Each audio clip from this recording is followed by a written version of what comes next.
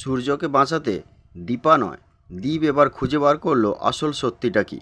সূর্যকে কিভাবে ওষুধ দেওয়া হচ্ছে।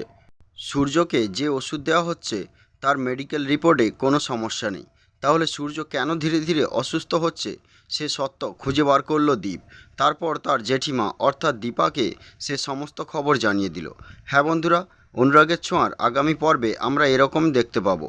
এরকম সিরিয়ালের দুর্দান্ত আপডেট পেতে আমাদের চ্যানেলটি সাবস্ক্রাইব করে পাশের নোটিফিকেশান বেলটি প্রেস করে রাখুন, যাতে আমাদের আপলোড করা ভিডিওগুলি সর্বপ্রথম আপনারা পেতে পারেন।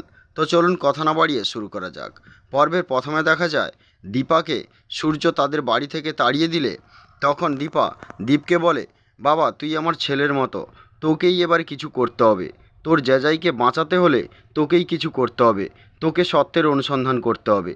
তুই কি পারবি না তোর জেজাইকে বাঁচাতে? তখন দীপ বলে, হ্যাঁ জেম্মা, আমি পারবো। আমি চেষ্টা করব জেজাইকে কিভাবে বাঁচানো যায়।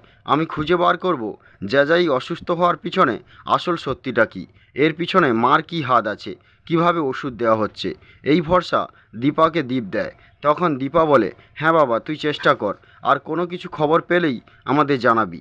এই কথা শোনার পর দীপ বলে, ঠিক আছে জেম্মা, তুমি যাও, আমার চোখে সন্দেহ কিছু পড়লে আমি তোমাকে জানাবো।